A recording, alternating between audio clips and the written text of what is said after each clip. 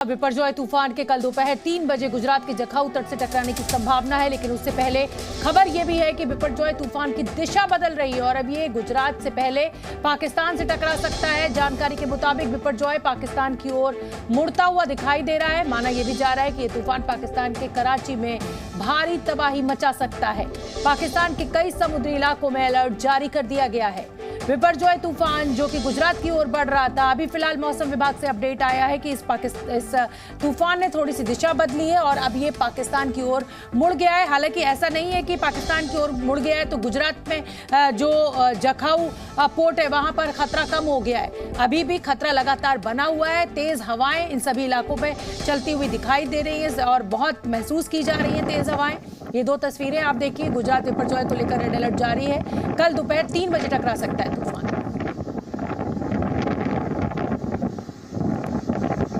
बिपरजॉय तूफान को लेकर केंद्र सरकार अलर्ट है और इसी कड़ी में रक्षा मंत्री राजनाथ सिंह ने तीनों सेना के प्रमुखों से बात की है। रक्षा मंत्री ने तूफान से निपटने की तैयारियों की समीक्षा भी की है। साथ ही उन्होंने कहा कि सेना लोगों को हर संभव मदद देगी।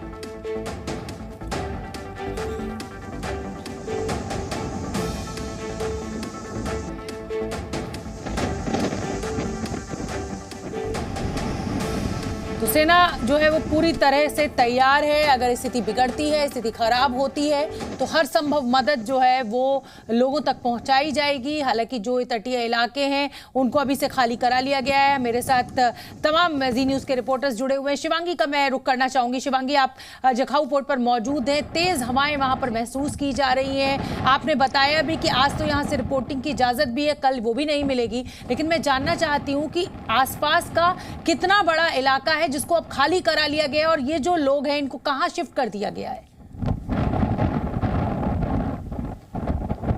देखिए शोभना, साफ तौर पर आपको बता दें कि अब यहाँ पर खड़ी रहना भी बहुत मुश्किल हो रहा है। बहुत देर तक हम खड़े होकर रिपोर्ट नहीं कर सकते, लेकिन जो जानकारी आपको बताएं कि 150 किलोमीटर का जो दायरा था वहाँ से हज़ारों की संख्या में लोगों को अलग अलग इलाकों में भेजा गया है। सबसे पहले तस्वीरें यहाँ पर दिखा देती है। देखिए, जब आपसे बातचीत कर ही रहे हैं तो कैसे मौसम अब यहाँ बदल रहा है। हवाएं और भी ज़्यादा तेज़ होते जा रही हैं और जैसे जैसे दिन चढ़ रहा है वैसे वैसे यहाँ मौसम भी बदल रहा है। हालांकि मौसम आप देखिए, कभी धूप होती है, कभी छाँव हो जाती है, कभी बारिश होने लगती है। हवा का रुख कभी बहुत तेज़ हो जाता है, कभी थम जाता है।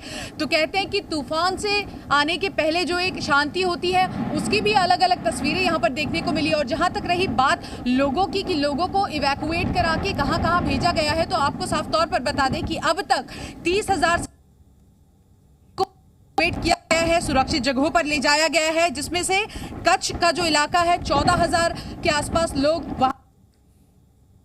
और बार बार नेटवर्क जो है सिग्नल कट रहे हैं, आप समझ सकते हैं। हवाएं इतनी ज़्यादा तेज़ है वहाँ पर। मैं एक बार फिर से अश्विनी पांडे का रुख करूँ, उससे पहले जितेंद्र का मैं रुख करना चाहूँगी। जितेंद्र, एक बार मुझे आप अपडेट दीजिए। और जिन लोगों को आप बता भी रहे हैं कि गांव से लोगों को सुरक्षित शिफ्ट कर दिया गया है, मतलब बहुत बहुत मुश्किल है। जिन जगहों पर शेल्टर होम्स बनाए गए हैं, किस तरीके की व्यवस्था, किस तरीके की सुविधा आप देख रहे हैं? साथ ही मुझे तस्वीरें भी दिखाइए।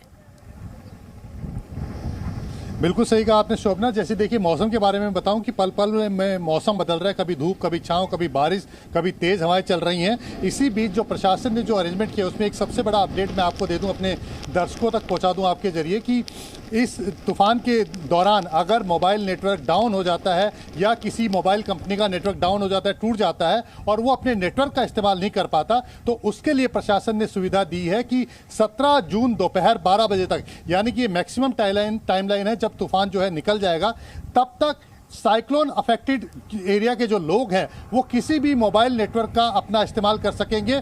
चाहे वो एयरटेल यूज़ कर रहे हो, चाहे वो जियो यूज़ कर रहे हो, चाहे वो वोडाफोन यूज़ कर रहे हो, वो किसी भी मोबाइल नेटवर्क को इस्तेमाल कर पाएंगे अगर उनके रिस्पेक्टिव मोबाइल नेटवर्क डाउन हो जाता है या टावर गिर जाता है। ये एक सबसे बड़ा अपडेट है ताकि लोग कनेक्ट रहें, ताकि लोग ज़रूरत के समय प्रशासन से बातचीत कर सकें। और दूसरा अपडेट मैं ये देता हूँ शोभना कि अभी हम खड़े हैं, धूप निकल रही थी और अभी यहाँ पर बूंदाबांदी शुरू हो गई है और अब से कुछ ही देर में यहाँ पर बारिश शुरू हो जाएगी। ये यहाँ का माहौल है, ये यहाँ पे इस समय देखने को मिल रहा है। साइक्लोन अफेक्टेड है कि तुरंत में तेज हवाएं चल रही हैं, बारिश हो रही है और इसको लेकर के प्रशासन ने जो तटीय इलाकों के जो लोग हैं उनको रहने का इंतजाम कर रखा है। मैं आपको दिखाऊं, जो आप यहाँ पर जो तस्वीरें देखेंगे ये जो आप देख रहे हैं इस तरह के शेल्टर्स में जो लोग रह रहे हैं, क्योंकि ये हम तटीय इलाकों से थोड़े अंदर का इलाका दिखा रहे हैं, इस तरह के लोगों को ये जो इमारतें बनी हुई है, सरकारी बिल्डिंग्स है, पंचायत घर है और सरकारी स्कूल है, इस तरह की बिल्डिंग्स में इन लोगों को शिफ्ट किया जा रहा है।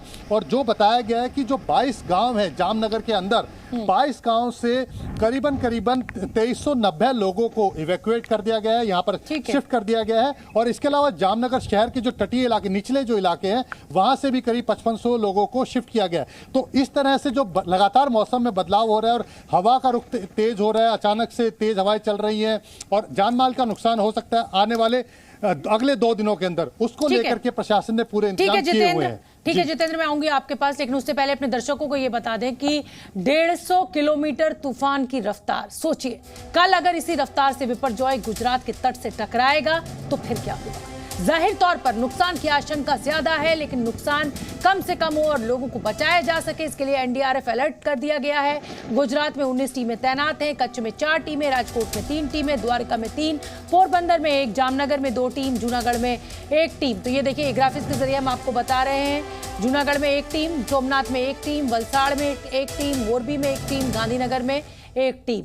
तो ये तमाम जो एनडीआरएफ एसडीआरएफ की टीमें हैं उनको अलर्ट मोड पर हैं वो सभी, और किसी भी तरीके का जानमाल का नुकसान न होने पाए, यही सबसे बड़ी प्राथमिकता है इस समय प्रशासन की भी और एनडीआरएफ एसडीआरएफ की टीमों की भी। अश्विन पांडे का मैं रुख कर लेती हूँ, द्वारका में मौजूद है। अश्विन, ये कहा जा रहा है कि द्वारका में असर तो होगा लेकिन कुछ कम होगा, आप वहां पर क्या देख रहे हैं और क्या आपके पास जानकारी है? जी देखिए, अगर जखाऊ में लैंडफॉल होता है तो द्वारका पे सबसे ज्यादा असर होगा, लेकिन जिस तरह से अभी रुख बदलता हुआ जो है साइक्लोन का दिख रहा है, अगर साइक्लोन दूसरी दिशा में जाता है तो शायद उसका असर द्वारका पे कम हो। कल तक 280 किलोमीटर की दूरी पर था, आज 290 किलोमीटर की दूरी पर द्वारका से है। तो ऐसे में अगर जखाऊ में, जैसा मैंने कहा, कि जखाऊ के आसपास अगर लैंडफॉल होता है तो सबसे ज्यादा असर अगर हम देखेंगे तो वो होगा द्वारका जिला। और यही कारण है कि एहतियातन तमाम जरूरी कदम उठाए गए हैं। खुद गृह मंत्री यहाँ पे हर्ष संघवी, जो गुजरात के गृह मंत्री हैं, पिछले 3-4 दिनों से कैंप कर रहे हैं। लगातार गोमती नदी का जो घाट है उसे पूरी तरह से खाली कराया गया है, समंदर का जो हिस्सा है उसे पूरी तरह से खाली कराया गया है, बोट्स को रोक दिया गया है कि वो गोमती नदी के अंदर जो है बिल्कुल ना उतरे। इसके अलावा जो स्कूटर राइड है वो पूरी तरह से बंद करा दिया गया है। यानी कि तमाम प्रिकॉशंस लिए गए हैं ताकि किसी भी प्रकार की अनहोनी ना हो, इसका पूरा ख्याल रखा जा रहा है। बिल्कुल ठीक है। और मैंने सवाल अश्विन, मैंने यही इसीलिए पूछा था आपसे कि अगर थोड़ा सा जो हमें अपडेट मिल रहा है कि दिशा तूफान ने अपनी थोड़ी सी बदली है, इसलिए मैं आपसे ये जानना चाह रही थी, लेकिन अच्छा आपने अपडेट दे दिया है। शिवांगी का एक बार मैं फिर से रुक कर लेती हूँ, और शिवांगी के लिए इस समय जखाऊ पोर्ट से रिपोर्टिंग करना बेहद मुश्किल हो रहा है। मैं देख रही हूँ कि उसके बार बार पैर उखड़ रहे हैं। शिवांगी, एक बार तस्वीरें दिखा दीजिए और अपडेट दे दीजिए, और फिर मैं आपको कहूंगी कि आप अपना ध्यान रखिए। साफ तौर पर शोभना, देखिए अब यहाँ खड़ा रहना भी मुश्किल हो पा रहा है और हवा यहाँ पल पल, जैसा हम बता रहे हैं कि मौसम बदल रहा है, कि अभी धूप निकली थी, अब तेज़ हवाएं चलने लगी हैं और ये हवाएं अब इतनी तेज़ है कि यहाँ एक तस्वीर आपको दिखाएंगे कि जब तक हम आपसे बातचीत कर रहे थे कैसे लहरें अब और ऊंची ऊंची उठनी शुरू हो गई हैं, और साफ तौर पर आप हवाओं को भी सुन सकती हैं। यहाँ माइक पर भी बोलने में दिक्कत हो रही है। 100 बात की एक बात, देखिए यहाँ पर मांडवी और कराची के बीच का यही वो इलाका है जहाँ लैंडफॉल होगा, सबसे ज़्यादा नुकसान की यही पर आशंका जताई जा रही है। यही कारण है कि तमाम लोगों को यहाँ से दूसरी जगह हटा दिया गया है। लेकिन आपको बता दें कि रास्ते में जब हम यहाँ चलकर आ रहे थे 100 किलोमीटर पहले से ही हमने देखा कि नुकसान की तस्वीरें यहाँ पर देखने को मिली। मलबे में ये पूरा इलाका तब्दील हो चुका है, क्योंकि कल जोरदार बारिश यहाँ पर हुई थी, मौसम यहाँ बदला था। जो मछुआरे हैं उनके नाव यहाँ पर हमें पलटे हुए नजर आए, और कोशिश यही है, देखिए जो स्थानीय नेता है, जो स्थानीय प्रशासन के लोग हैं, वो यहाँ पर पहुँच तो रहे हैं, कोशिश तो कर रहे हैं, लेकिन ये मेक श्योर करें कि कोई भी स्थानीय लोग यहाँ पर ना फंसे हो, क्योंकि कई बार ऐसा होता है, कई ऐसे गांव के लोग हैं जो फोन का इस्तेमाल नहीं करते, जो सोशल मीडिया प्लेटफॉर्म्स पर मौजूद नहीं है, कई ऐसे भी हैं जिनके घरों में टीवी तक मौजूद नहीं है। तो ऐसे लोगों को भी रेस्क्यू करा के यहाँ से निकाला गया है, और कोशिश यही कि जब यहाँ पर कल लैंडफॉल होगा उसके बाद ज़्यादा नुकसान ना हो। आपको एक जानकारी अभी दे दें कि 2 दशक पहले यहाँ पर कुछ इसी तरह का लैंडफॉल हुआ था और उसमें 10,000 लोगों की मौत हुई थी। तो इस बार कहते हैं कि दुर्घटना से पहले अगर प्रिकॉशंस सही तरीके से ले लिया जाए, हालांकि ये ठीक है, डिजास्टर है और प्राकृतिक आपदा में कोई कुछ नहीं कह सकता, लेकिन अपनी ओर से कोशिश जरूर की जा रही है शोभना, और हम भी कोशिश करेंगे कि जल्द इस इलाके से अब हम बाहर निकले, क्योंकि रिपोर्टिंग करनी है लेकिन बिल्कुल बिल्कुल। और मैं आप तीनों ही रिपोर्टर्स जो इस समय हमें दिखाई दे रहे हैं स्क्रीन पर, आप सभी अपना ध्यान रखिए, बेहद गंभीर हालात।